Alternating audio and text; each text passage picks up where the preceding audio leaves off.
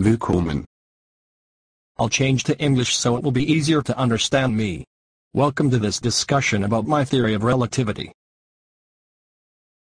I became interested in the nature of time while watching trains pass by in my homeland. It seemed to me that if a description of the motion of a train depends on the frame of reference of the observer, why shouldn't a description of the time elapsed also depend on the frame of reference of the observer? We have known for several hundred years that a moving observer will describe things differently than a stationary observer. This was first described by Galileo. Suppose we watch a train as it passes by the station and we observe that the train is traveling forward at 20 meters per second. Now suppose that a passenger on the train is walking forward at a speed of 5 meters per second relative to the train. If we watch for 1 second, we will see the train move forward 20 meters and the passenger will move an additional 5 meters towards the front of the train. From our frame of reference, a passenger traveled a total of 25 meters forward. From the passenger's frame of reference we traveled 25 meters backwards. And from the train's frame of reference, the passenger traveled forward 5 meters and we traveled backwards 20 meters. Clearly, the distance traveled and the direction of motion depends on the frame of reference of the observer. We can say that motion through space is relative. Albert Michelson and Edward Morley performed an experiment in the United States designed to detect changes in the speed of light from different frames of reference. The result of the experiment was unexpected. With great precision, they were not able to detect a change in the speed of light.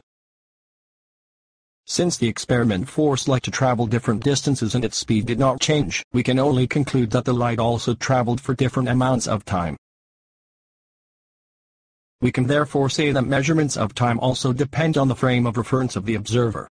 This led me to combine the concepts of space and time together. Since both are relative to the observer, let's think of them as parts of a new quantity called space-time. This is the key to my theory. Space and time behave the same way. This is a brand new idea and it goes against our everyday observations. It turns out that to see the relativity of time, we must be traveling at speeds close to the speed of light. Nevertheless, the effects do exist. The best way to explain the relativity of time is as follows. The more we travel through space, the less we travel through time.